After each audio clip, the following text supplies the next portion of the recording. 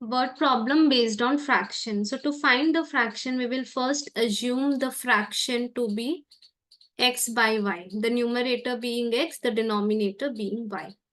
So first statement, if we add 1 to the numerator, that is x plus 1, and subtract 1 from the denominator, that is y minus 1, a fraction reduces to 1. So when we cross multiply, we get x plus 1 is equal to y minus 1. So x minus y is equal to minus 2. This is our first equation.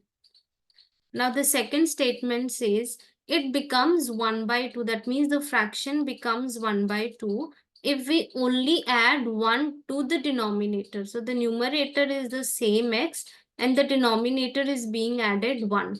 Again cross multiply, we get 2x is equal to y plus 1 and then 2x minus y is equal to 1. This is our second equation. Now solving these two equations, the first equation being x minus y is equal to minus 2, 2x minus y is equal to minus 1.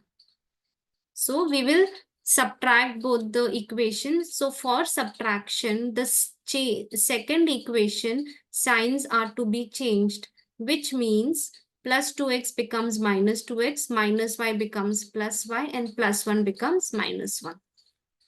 So now here, x minus 2x is minus x, plus y minus y cancel, minus 2 minus 1 is minus 3.